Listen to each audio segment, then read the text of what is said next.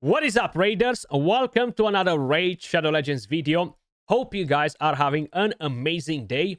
Guys, in today's video, I am on the test server. We're gonna have a look at the new support character from the Night Revenant faction. Personally, I think that she looks really dope. A very solid kit, and I would love to absolutely pull her for my Hydra team. Now, we're going to go over her kit and everything in just a second. I really intended to do this video yesterday, but everything that happened yesterday completely changed my plans. Like, my entire day got messed up. I was supposed to go and see a car in North London, and literally it took me the whole freaking day to drive from point A to point B, which was just crazy yesterday. I just still cannot believe how much time I've wasted yesterday and how it literally messed up my entire day. But let's talk about something a bit more interesting. Venalicia Thrallmother, not Thrallmother. But the design seems very okay-ish, kind of like the same stance as Skull Crown, Sinesha, etc. But her kit is really good. Very good base stats, decent speed. I'm not really seeing her as a PvP champion, mainly because I don't think she is. But it doesn't mean that you cannot use her. With the A1, she will have a triple hit attack with a chance of landing weaken for 2 turns. This can be helpful in the Fire Knight. You take in a support champion in there, triple hitter on the A1, of course, no thermometer manipulation, no freeze or anything like that, but you can 100% pull off a team with her. Then, Purge the Impure attacks all enemies. Before attacking, removes all buffs from all enemies. Has a chance of placing a block buffs and a defense down on all enemies for 2 turns. This is actually pretty good because even though you are attacking the enemies and you can get weak hits, which there isn't much that you can do about it, having the ability to strip whatever buffs they have before you attack, it means that it's going to go through the poison cloud, so you don't have to worry about it. And yes, you're not going to be able to land the block buffs and defense down after, but at least you strip whatever buffs they might have. Now, the reason why I would like her in my Hydra teams, because I do have a lot of OP champions on the account. On my Heart team, I'm running Lazarius as the block buff champion, okay? I would 1,000,000% replace him. Why am I running him as a block buff champion? Because he revives. When you're doing a team on auto, what will happen is the Head of Suffering, the Head of Wrath, out of nowhere, they will decide to put that freaking reflect damage on themselves. And that will kill your damage dealers. If you don't have a reviver in the team, you're kind of screwed. So that's why she fits in so well, because she removes that before. So even if you're gonna put block buffs after they applied that on themselves, you're still going to remove it. Now, when you do auto, it's just not possible for you to control when they're using their skill. Maybe they're gonna use the skill that puts block buffs straight after the new head spawns, and that's the Head of Wrath, and you don't have the skill on cooldown available to use it. And that reflect damage will come to hunt you, okay? It's impossible to control this. No matter how you're doing it, it's just not possible because it's a pure decision taken by the AI to use the skill as soon as it has it available. When you manual, you can control that. I'm going to delay the skill. I don't want to use it now. I'm going to wait. So that's why she will fit so freaking well in auto teams, okay? That's why I like her. Then, with the A3, the mother knows best. We could argue it and say so. Revives all dead allies with 50% HP and thermometer if all other allies are dead, which is not very likely to happen in a Hydra team, at least not on my account. But progression-wise, this is something that's going to happen extremely often when the Head of Wrath decides to absolutely smack the heck out of you. And it will revive them with 75% HP and thermometer instead. And it will decrease the cooldown of all of the revived ally skills by 1 turn. And will also increase the cooldown of all enemy skills by 2 turns. Now, this part right here, you can argue it and say, whoa, Skratch, you just said she's not that interesting for PvP. What do you mean? This can be really good. It can. The only problem is that she has absolutely nothing that will give her survivability, huge damage reduction, or anything to keep her alive while the rest of them are dying, okay? Now, to me, it seems like when the revive happens, okay, so I haven't tested her yet, but either you're going to increase the cooldown of all enemy skills when you revive one ally, either you need all of them to be dead in order for this to proc. But I think you can revive just one ally and this will proc. If that is the case, which I think it is, on a 4th turn cooldown, it can be pretty nice, okay? Because even though your characters might be pretty damn low on HP and stuff, if you revive some of them, it might stop the enemy from winning the fight. So we're going to give it a go in PvP too. And this is the passive. Fills the champion's turn meter by 20% whenever an ally dies, which is very good. Heals the champion by 20% of their max HP whenever they are attacked by an enemy under a Pain Link debuff. And it will occur once per turn. Now, the Pain Link debuff will be placed on enemies whose damage is equal to 25% or more of an ally's max HP with a single skill, which in PvP is going to happen very often. Now, this kind of like makes her prone to polymorph. In PvE, it is a bit less likely for it to happen. It can happen, of course, especially versus the head of red or some different heads. It really depends, basically, how advanced you are in terms of gear, builds, Great Hall. Are your champions squishy? You tend to struggle to survive in the Hydra or not. I don't tend to struggle with the survival or anything like that, but this is something that can definitely be pretty impactful. Now, I'm quickly going to show you the PvE build that I think is going to work the best for her. I am not using a soul on her because if you pull her, getting her soul is something that's not guaranteed. This is not a fusion champion or anything like that. But we still have pretty good stats. So I think, from my point of view, the best build for Hydra or just PvE in general is going to be Reflex, Impulse, Refresh, Accessories. Okay, so you basically have pretty much everything. You could argue it and say, well, Skratch, some resistance would be nice. If I'm going in the Curse City, if I'm going in Doom Tower or different areas, faction wars, and I'm getting crowd controlled by the enemies, and I need to revive, and I cannot use the revive because either I got a stun, either I got provoked, etc. Yes, in that case, you can definitely go with resistance as well. For PvE, you could use as well a bolster set next to Impulse, Refresh accessories. There's literally no reason not to do it.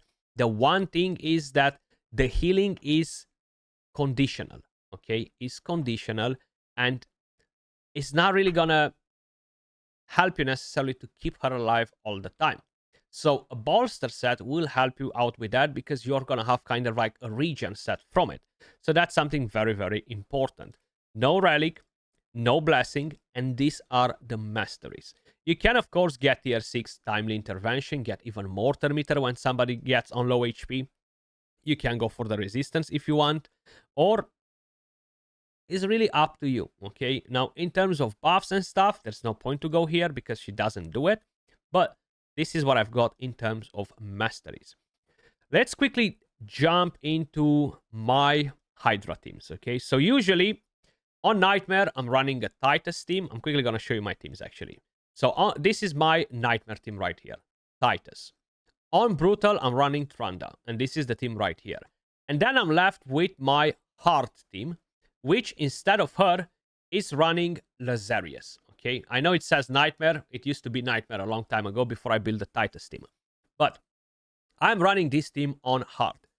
And yes, I do not have Perfect Veil or anything like that on hard difficulty because it's not really required. I'm just absolutely demolishing those heads. But if I want to run this team on Nightmare right now, I'm probably going to have to drop either Theox, either drop Calamitous, and just bring in a different character that will somehow help me to get that Veil. Now, I don't need to bring in a Duchess because I already have increased attack. She's not gonna help me at all. I could try and bring in a Feral to boost my damage even more, and that would be fair play.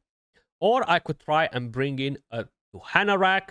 I could try and bring in something that will help me with that. So I'm just gonna go and bring in a Tuhanarak instead of Duchess or Feral. I only have one Feral available. That's being used in a different team, so it would be a bit unfair. Now, this Tuhanarak, it won't really help me that much in here. The only thing is that she's gonna take turns and everything will be about her passive. So what I want to make sure is that I'm gonna be able to make her fast enough to be able to run a team on Nightmare. So I'm gonna go Tuhanarak. I do have her on protection set. So I'm gonna quickly chuck some glyphs at her because I'm on the test server. Look at that. 32 legendary charms. You can actually see them. Glyphs, sorry. But look at that. Oof. I only wish I would have something like that on my account. But that's a dream that probably will never come true. So what I can do as well is put high speed priority and just change a couple of pieces of gear. Make her the fastest or faster than she's ever been. Right? And let's go like this. And we got one piece right there. One piece right there. And one piece right there. And I still have plenty of accuracy. I don't have to worry about it, right? And we can actually just crack on with a run. And this should be Nightmare difficulty. We should be seeing some of those enemies smacking us left and right. But what I like is the fact that we're going to get that revive. It's very, very good for Oro, okay? I'm actually going to let it go on Oro. I'm not going to do nothing because that's what I'm trying to basically show you. Now, this time around, we haven't got any weak hits. So we are able to see basically how everything kind of like happens. I do want to see that passive proccing with a pain link. So we're going to keep an eye on that as well. Because eventually it will happen. Now, at the moment, we might just absolutely demolish these heads pretty damn quick. Because, hey, Toshiro and all that is on the team. It seems like we haven't killed that head in time. Now, having her on reflex is going to be really, really helpful. Because, you see, we're back at it. And if we wouldn't have had that block buffs right now, we would have gotten a reflect damage buff on the head of Rat, which would cause us issues. Okay, and that's pretty damn annoying. It just enables your team to be super auto-friendly. The one thing that is hard for me to fit in this team right now is a champion that brings me weaken and somehow helps my team, right? That's basically what's lacking for my team at the moment. I'm trying to think about how I would be able to do it to have an AoE weaken. She does bring weaken with a basic skill, right? But that's just the basic skill. I have it on one of the enemies. It's not going to be as consistent to make it land on everybody, but still. So right now, I think this will be the perfect example. Because the Head of Suffering is about to put reflect damage and ally protection on the rest. And two of them have the Poison Cloud. So let's see how that will play out. Okay. Don't kill it yet. Don't kill the head yet. Okay, we got a weaken. That's it. It's dead. So we broke the cloud, the Poison Cloud. We just had so much damage. You see, if we were not killing the head, right now, the Head of Suffering would have had reflect damage. And this champion, I forgot her name for at the moment right now, but she would remove the reflect damage as soon as she would take a turn, right? So that would make it really, really good. Plus, not to mention what just happened right here. The Head of Mischief decided to steal some of our buffs. Even though we have like 600 plus resistance, he said, I don't give a F about you. I'm still going to steal your buffs, right? And like this, she's going to be able to use that A3 skill. Now, I might be wrong right here. It might be just me not paying attention to her cooldowns. Maybe the reflex and anything else did not proc. But she's just using the basic skill. Which makes me think that she might potentially have some form of a bug where she is not using her A2 if they have block buffs on them. Yes, she's not using the A2. You've seen, and I've just noticed it. So basically, I need to set priorities on the skills, because it seems like if we have block buffs, she's refusing to use her second skill. She's refusing to use this. And the passive, at least for my team, is not really going to proc too often, which is fine. I don't really care about that. All I care about is this and this. And this A1 can be nice too. But now we are forcing her to use that skill. So I'm going to do a quick battle. We should be able to survive till the end with absolutely no problems. Almost 1 billion damage. Is an auto team. I haven't manual this. But the damage is pretty damn solid. And of course, that is thanks to Venalicia. If I'm saying her name right. Because if not, I'm going to show you right now. Just to don't say that I'm BSing you or anything like that. So I'm going to discard this. So we've done 900. If I'm going to take her out, okay. And if I'm going to bring in, I'm going to bring in Feral. Heck, I'm going to bring in Feral and you're going to see what happens. And I have 2 block buffs champions. Okay, now 1, I have 2. And you're going to see exactly what happens even with 2 of them. Where the heck is he? There we go. So, I'm going to make him open with this skill. Put the block buffs. That's the main priority for him. And check this out.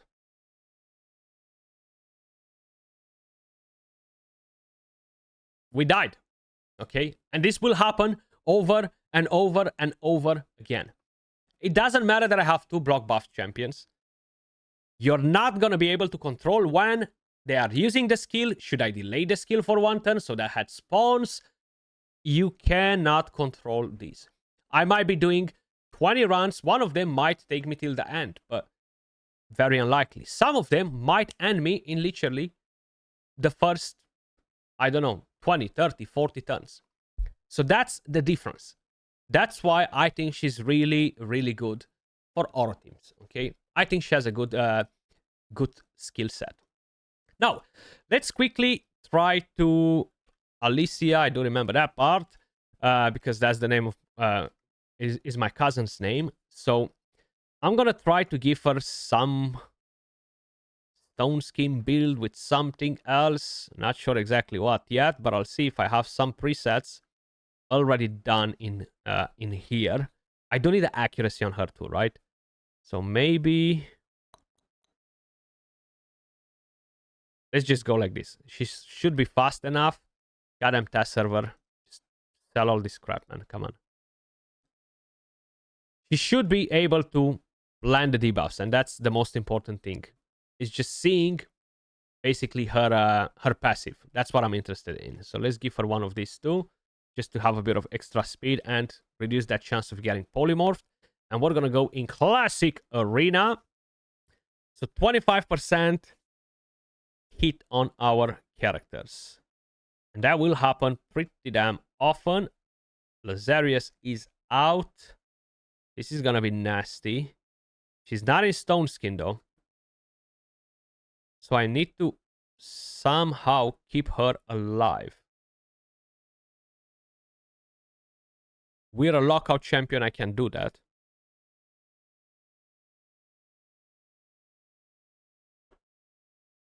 And she doesn't have a speed aura, does she?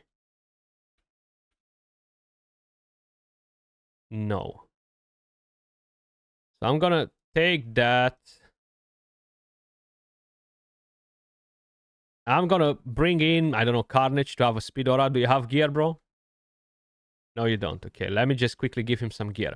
I just need to have a speed, or actually, let's just go like this. Anyway, somebody's gonna get wrecked in here. I'm just hoping that they're not gonna use an AoE attack, right? I just want to see how that passive actually works. Okay, so we can do this. But now she's gonna die. Because that was a stupid mistake. So that was a bad idea. Let me just get back at it. You don't want to do that because Taras will counterattack. Right, so we are in a better situation. I just adjusted a bit of gear because my Crixia was missing gear and was a bit of a mess in here. So now she's gonna die. That's the whole idea. We increase the cooldowns of their skills. And what I want to see is if I revive one of them. If you revive one of them, you are going to increase the cooldowns of skills. The pain link just landed on that Taras, but that can actually be dispelled, okay? Very important to keep in mind. So what I'm going to do right here, I'm going to take one of them down. And the only problem is I'm not guaranteed to have an extra turn. And that's mainly because I have 4 buffs. So down. The passive is not going to proc again because we already had a cooldown going, basically.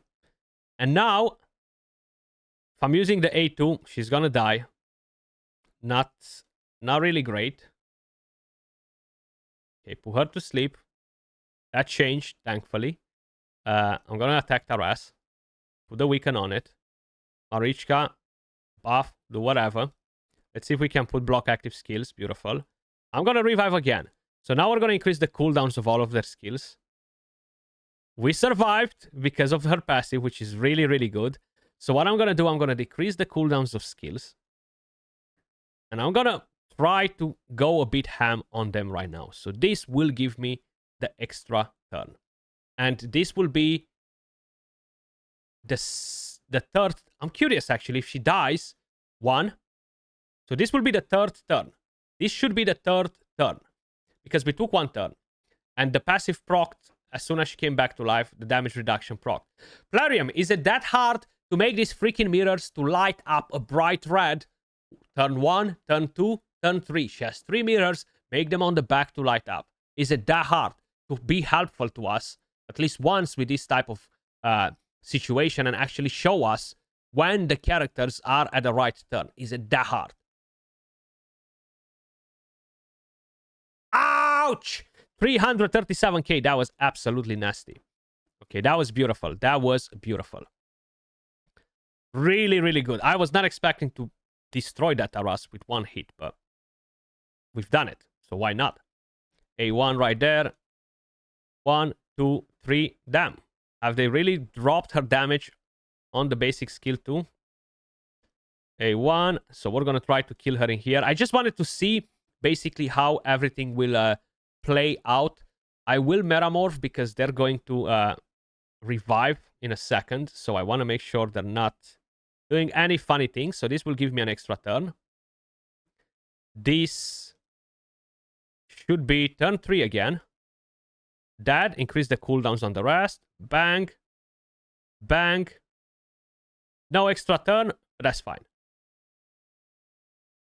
She can work. I'm not seeing her as an endgame PvP reviver or anything like that, mainly because there's nothing to really keep her alive. But she can be useful in PvP too. I think she's absolutely amazing for PvE, especially for Hydra auto teams. Let me know your thoughts in the comments down below. As usual, appreciate every single one of you guys watching, and I will catch you all in the next video. Peace.